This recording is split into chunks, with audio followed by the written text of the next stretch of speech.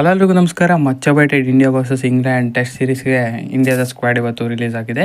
So as fur reports ಹೇಗೆ ಬರ್ತಿತ್ತು ಅದೇ ಥರ ಶುಭ್ಮನ್ ಗಿಲ್ ಹೊಸ ಟೆಸ್ಟ್ ಕ್ಯಾಪ್ಟನ್ ಆಗಿ ಆಯ್ಕೆಗೊಂಡಿದ್ದರೆ, ರಿಷಬ್ ಪಂತ್ ವೈಸ್ ಕ್ಯಾಪ್ಟನ್ ಆಗಿದ್ದಾರೆ.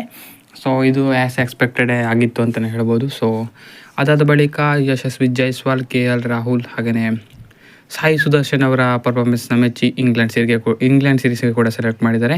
ಇನ್ನು ಅಭಿಮನ್ಯು ಈಶ್ವರನ್ ಮತ್ತು ಕರುಣ್ ನಾಯರ್ ಕೂಡ ಡೊಮೆಸ್ಟಿಕ್ ಪರ್ಫಾರ್ಮೆನ್ಸ್ ಸಖತ್ತಾಗಿ ಕೊಟ್ಟಿದ್ದರು, ಅವರನ್ನು ಕೂಡ ರಿಕಗ್ನೈಸ್ ಮಾಡಿ ಇಟ್ಕೊಂಡಿದ್ದಾರೆ. ಇನ್ನು ನಿತೀಶ್ ಕುಮಾರ್ ರೆಡ್ಡಿ BGTಯಲ್ಲಿ ಸಖತ್ತಾಗಿ ಆಡಿದರು, ಅವರನ್ನು ಕೂಡ ಬ್ಯಾಕ್ ಮಾಡ್ತಾರೆ. ರವೀಂದ್ರ ಜಡೇಜಾ ಇದ್ದೇ ಇರ್ತಾರೆ ಖಂಡಿತವಾಗ್ಲೂ. ಧ್ರುವ್ ಜುರೆಲ್ ಮತ್ತು ವಾಷಿಂಗ್ಟನ್ ಸುಂದರಿಂದ ಕೂಡ ಒಳ್ಳೆ ಪರ್ಫಾರ್ಮೆನ್ಸ್ಗಳು ನೋಡೋಕ್ಕೆ ಸಿಗ್ತಿತ್ತು ಮತ್ತು ಬ್ಯಾಕ್ ಮಾಡಿದ್ದಾರೆ ಅವರ ಪೊಟೆನ್ಷಿಯಲನ್ನು ಮೆಚ್ಚಿ.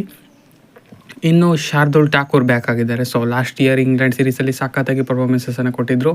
ಸೊ ಇವಾಗೂ ಕೂಡ ಒಂದು ಫಾಸ್ಟ್ ಬೌಲಿಂಗ್ ಆಲ್ರೌಂಡರ್ ಆಪ್ಷನ್ ಇದ್ದರೆ ಇಂಗ್ಲೆಂಡ್ ಸೀರೀಸ್ಗೆ ತುಂಬಾ ಇಂಪಾರ್ಟೆಂಟ್ ಆಗುತ್ತೆ. ಸೊ ಹಾಗಾಗಿ ಶಾರ್ದೂಲ್ ಠಾಕೂರ್ನ ಮತ್ತೊಮ್ಮೆ ಕರ್ಕೊಂಡು ಬಂದಿದ್ದಾರೆ. ಇನ್ನು ಜಸ್ಪ್ರೀತ್ ಬುಮ್ರಾ, ಮೊಹಮ್ಮದ್ ಸಿರಾಜ್ ಹಾಗೆಯೇ ಪ್ರಸಿದ್ಧ ಕೃಷ್ಣ ಈ ಮೂವರು ಇದ್ದೇ ಇರ್ತಾರೆ ಖಂಡಿತವಾಗ್ಲೂ. ಇನ್ನು ಎಕ್ಸ್ಟ್ರಾ ಅಡಿಷ್ನಲ್ ಆಗಿ ಆಕಾಶ್ದೀಪ್ ಇದ್ದರೂ ಅಷ್ಟು ಇಂಜುರಿ ಆದಮೇಲೆ ಅಷ್ಟೊಂದು ಎಫೆಕ್ಟಿವ್ ಆಗಿಲ್ಲ. ಇನ್ನು ಹರ್ಷ್ದೀಪ್ ಸಿಂಗ್ ಬಂದಿದ್ದಾರೆ, ಇದು ಸರ್ಪ್ರೈಸಿಂಗ್ ಎಲಿಮೆಂಟ್ ಅಂತ ಕೊಟ್ಟಿದೆ ಅಂತಲೇ ಹೇಳ್ಬೋದು. ಸೊ ಕುಲ್ದೀಪ್ ಯಾದವ್ ಕೂಡ ಇದ್ದಾರೆ ಬ್ಯಾಕಪ್ ಸ್ಪಿನ್ನರ್ ಆಪ್ಷನ್ ಆಗಿ.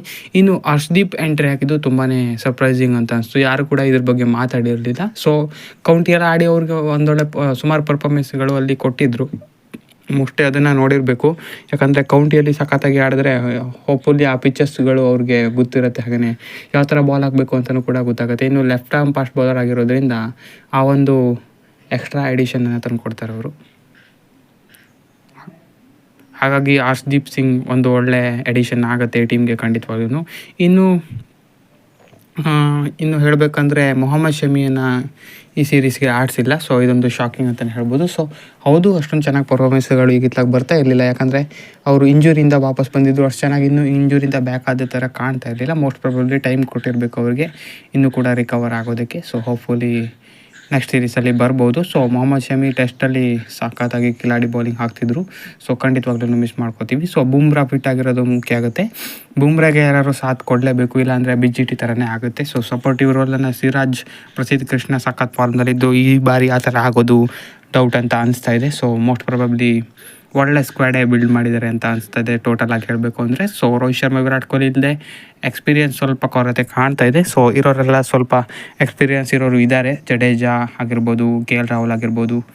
ಇನ್ನು ರಿಷಬ್ ಪಂತ್ ಎಕ್ಸ್ಪೀರಿಯನ್ಸ್ ಹ್ಯಾಂಡ್ ಅಂತಲೇ ಹೇಳ್ಬೋದು ಇಂಗ್ಲೆಂಡಲ್ಲಿ ಮಾತಾಡೋದಾದರೆ. ಇನ್ನು ಬುಮ್ರಾ ಕೂಡ ಒಳ್ಳೆ ಎಕ್ಸ್ಪೀರಿಯನ್ಸ್ ಇದ್ದಾರೆ. ಸೊ ಇವರೆಲ್ಲ ಗೈಡ್ ಮಾಡಬೇಕು ಈ ಯಂಗ್ ಟೀಮನ್ನು ಅಂತಲೇ ಹೇಳ್ಬೋದು. ಸೊ ಕ್ಯಾಪ್ಟನ್ ಕೂಡ ಯಂಗ್ ಕ್ಯಾಪ್ಟನ್ನ ಚೂಸ್ ಮಾಡಿದ್ದಾರೆ, ಶುಭ್ಮನ್ ಗಿಲ್. ಸೊ ಲಾಂಗ್ ಟರ್ಮ್ಗೆ ನೋಡ್ತಿರ್ಬೋದು ಅಂತ ಇದರಲ್ಲಿ ಕ್ಲಿಯರ್ ಆಗಿ ಗೊತ್ತಾಗ್ತಾ ಇದೆ. ಸೊ ಇದಾಗಿತ್ತು ಇಂಡಿಯಾ ಸ್ಕ್ವಾಡ್ ಕುರಿತು. ಸೊ ಚೆನ್ನಾಗಿದೆ ಅಂತಲೇ ಅನಿಸ್ತಾ ಇದೆ. ಸೊ ನಿಮ್ಮ ಪ್ರಕಾರ ಏನು ಅನಿಸ್ತಾ ಇದೆ ಅಂತ ಕಾಮೆಂಟ್ ಮಾಡಿ ತಿಳಿಸಿ. ಹೆಚ್ಚಿನ ವಿಡಿಯೋಗೆ ಸಬ್ಸ್ಕ್ರೈಬ್ ಮಾಡಿ. Thank you.